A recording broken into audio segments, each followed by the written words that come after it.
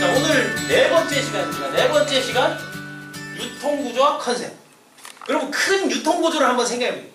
유통은 뭐예요? 통해서 흘러가는 거 아니에요? 네, 흐름이잖아요.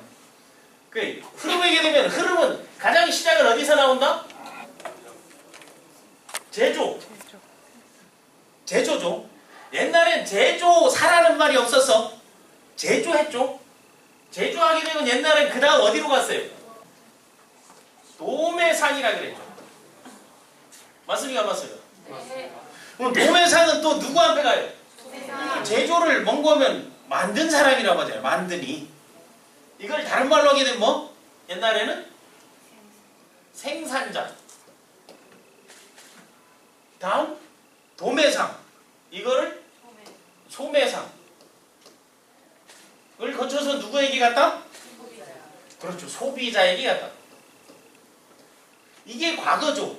그러니까 옛날에 소매 행상하는 사람, 도매 행상하는 사람이 있었다 없었다? 그게 도매상 밑에는 여러 소매상이 붙어야 된다 안 붙어야 된다? 붙어야 됐죠.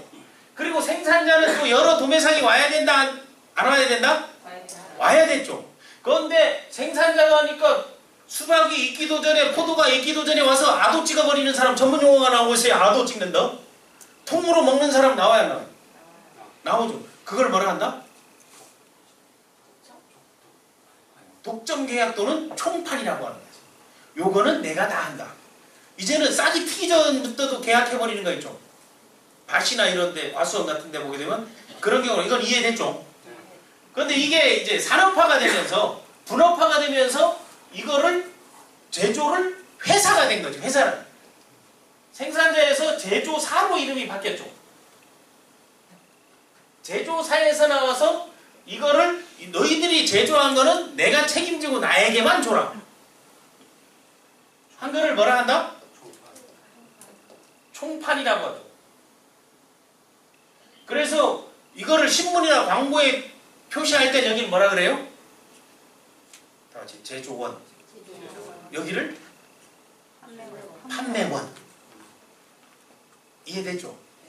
근데 제조, 판매 같이 써진 회사들은 보통 대체로 다 큰 회사다, 작은 회사다? 작은 회사들이 보통 그러죠. 제조, 판매를 같이 하는 거. 북치고 장구치는 분업화가 되면 이걸 나눠야 될 거 아니에요? 아니, 이 총판에서 작은 제조사한테 또 이걸 의뢰해서 만드는 경우 있죠. 그걸 뭐라 그래요? 제조원들. 그걸 다 같이 OEM 방식. OEM 또는 개발해서 ODM 방식. 이런 게 맞죠. 또 조립하는 것도 있죠. 제조 조립하는 거 있죠. 시계 부품을 갖다가 조립하는 거. 그걸 Assembled in Korea. 판에서 뭘 해요? 각 지역별로 지사를 주죠. 이때부터 나온 게 뭐사다? 지사장. 이때부터 나온 게 지사장이죠. 그럼 지사에서는 뭘 해요? 마케팅하고 그 지역에 교육 훈련하고 하는 걸 많이 하죠. 그러면서 누구를 모집하는 데를 둔다? 영업사원을 모집하는 데를 대죠. 그럼 직영 영업사원 하는 데를 뭐라 한다? 영업소. 그래서 옛날에는 보험도 지사 밑에 영업소가 있어. 각 지역마다. 그럼 여기에서 또 영업소에서 별도의 영업사원들이 있어. 이 사람들을 뭐라 한다? 직영 영업사원. 다음 영업소에서 어디를 줘요? 이것저것 아무거나 다 처리하게 하는 게 있죠. 그걸 뭐라 한다? 보험으로 치면 보험? 대리점. 그렇죠. 대리점. 물류로 치면 물류? 대리점. 대리점은 어디서 관리한다? 영업소에서 관리한다. 그럼 영업소장 산하에 대리점주들이 있죠. 그럼 영업소장들을 모아놓은 사람을 지사장이라고 하죠. 어떤 데는 뭐 지점장이라고도 하고 어떤 데는 구구로 나뉘어 있기도 하고 그 안에서 만든 거. 거기에서 오게 되면 판매 주식회사가 이걸 갖고 있죠. 그럼 대리점에서도 또 머리를 쓰는 사람들이 있어요. 우리 걸 취급해라 취급해라 해서 이것저것 다 올려놓고 하는 걸 뭐라 그래요? 그걸 특약이라고 하죠. 그 특약점 같은 경우는 여행사 같은 데가 맞죠. 항공 대리점에서 특약, 우리는 취급하고 있는 거. 그 다음에 누구에게로 간다? 소비자죠. 그러니까 소비자로 가는 루트는 봐봐요. 다 특약점을 거쳐야 돼요? 안 거쳐도 돼요? 안 거쳐도 되죠. 동네에 있으면 가서 사기다면 대리점에서 가서 끄면 우리 영업소에서 사면은 찌라시나 이런 것들이 좀 유리하다. 그리고 내 영업마진을 떼줄게 하는 경우도 있어요, 없어요? 있죠. 그래서 이거에 부딪히는 거고. 그런데 소비자가 영업소에 가서 사오는 경우는 잘 있다 없다? 없잖아요. 그때는 어떤데? 도매, 분량이 많을 때 이런 경우 있죠. 영업사원 보다는 판매원이라는 표현을 많이 하죠. 여기 사람들은 다 사장님 표현을 많이 하죠. 왜?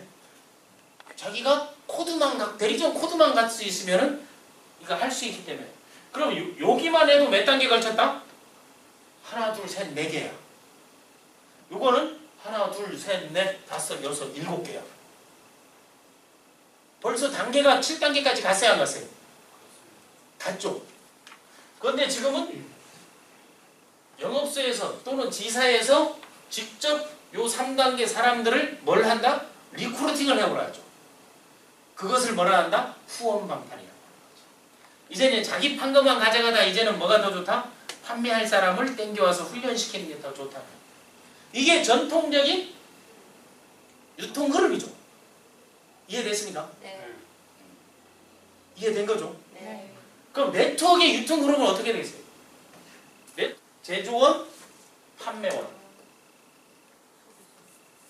제조원, 판매원이 쉽게 판매원이 판매회사가 네트워크 회사인 거죠. 방식은 네트워크 방식으로 판매한다는 거예요. 이해됐습니까? 회사죠. 판매회사. 이걸 시계에서 총판. 총판이 누구에게 바로 준다? 다 같이 회원에게. 어떤 회원? 소비 회원이죠. 그러니까 이 단계를 줄였어. 단계를 주니까 여기서 도매상에서 소매상까지 오는 여기에 유통마진이 생겨 안 생겨? 생기죠. 여기에서도 총판에서 지사에서 요까지 가는 유통마진이 생겨야 안 생겨요? 유통마진이 생기죠. 그런데 이 사람들은 지사에서 뭐해요? 찌라시도 만들어주고 교육도 시켜주고 샘플도 만들어주고 광고도 해주고 다 하죠. 여기는 옛날 도매상이니까 광고 이런 게 아니고 어디 잘한다 하면 가가지고 줄 서가지고 받아왔죠. 뭐 경매해가지고 가져갔죠. 자, 여기서도 회사에서 그런 광고를 해요, 안 해요? 합니다. 회사 이미지 광고만 하고 컨셉 광고. 이 사이에는 뭐예요? 뭐가 나와 있어요? 요 유통 마진이 그대로 고스란히 남아 있죠. 이거를 뭘로 준다? 이거를 유통 마진을 보상해 주는 거죠. 그래서 보상 계획을 뭐라 한다? 보상 플랜이라고. 컴펀세이션 플랜. 이게 뭐 이거 보상 플랜을 갖고 이걸 가져가는 사람이 누구다? 회원들에게. 그걸 뭐라 한다? 소득이라고 하는 거죠. 그래서 소득 구조가 어떻게 된다 하게 되면 유통 마진을 줄이고 그리고 재치 있게 뭐를 한다? 샘플비나 아니면 홍보나 광고하는 개개인의 다 부담을 하는 거죠. 그래서 가장 부담하기 쉬운 게 뭔가 하면 전체 모아서 하는 거, 입소문 내는 거, 그래서 바이럴 마케팅, 멀티 레벨로 하는 거, MLM 마케팅, 그리고 사람과 사람하고서 마우스 투 마우스 마케팅, 또는 인터넷 하니까 인터넷 마케팅, 또는 플랫폼을 돼가지고 하니까 플랫폼 마케팅, 아니면 온라인 쇼핑몰을 통해서 하니까 직구 마케팅, 이런 걸 통해서 나가는 거잖아요. 이제 이해됐습니까? 유통구조에서. 그런데 여기에서 나오는 게 35%다. 이게 35%보다 많을 것 같아요? 적을 것 같아요? 훨씬 많죠. 그런데 우리나라는 여기 딱 몇 프로로 묶어놨다? 35%. 그러니까 이 제조나 판매원들이 한국에 들어오면 봉이다 안 봉이다? 봉이다. 보통 60% 70% 되는데 거의 25%가 그냥 남으니까 영업이익이 높아요 높아요? 그래서 한국을 오픈하려고 이렇게 길을 쓰고 있다는 거죠. 이게 감 잡았습니까? 이해됐으면 고개라도 끄덕이. 생필품을 하기가 좋았죠. 이게 옛날 그 소매상들이 다니면서 생필품 팔러 다닐 때 우리도 기억나는 게 어떤 거 많이 팔았어요? 좋냐? 머리솔. 그리고 옛날에 구매 사이클이 가장 빠른 게 뭐였다? 사람들이 가장 많이 사용하는 거. 처음에 나왔던 것들은 전부 뭐 하는 거? 다 같이 씻는 거. 이런 것들이 주로 세제가 나오고 퐁퐁이 나오니까 얼마나 좋았어. 그게 이 나오는 제품들이 네트워크 마케팅 시작되면서 나온 제품들이 많아요. 다음에 이거는 우리가 그릇을 씻는 용이었죠. 생활 속에서. 다음 몸을 씻어. 얼굴을 씻는 거 뭐? 비누. 또 치약. 지금의 제품 컨셉. 지금의 21세기의 제품 컨셉은 이런 모든 것은 뭐로부터 자유로운 거? 도구로부터 자유로운 거. 독. 그러니까 여기에서 자 몸으로 통해서 들어오는 독이 있어. 그 독을 뭐라 한다? 그걸 다 한단 말이에요. 여러분 때 그 경피독인 거예요. 피부를 통해서 들어오는 거. 이런 그러니까 경피 도구로부터 화학물질로부터 자유로운 것들을 지금 쓰잖아요. 그런 게 다른 말로 뭐다? 다 같이 친 환경. 그러면 친환경의 제품들을 유통선상에서 올리면 소비자들도 입소문 내기가 좋다 안 좋다? 좋다라는 거예요. 그럼 몸쇼 인증?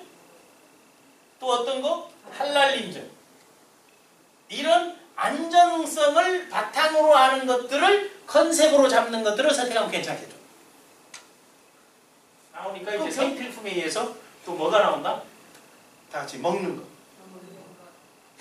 이거를 뭐라 한다? 먹는 거를 건강을 위해서 먹는 건식이라 건강식품이라고.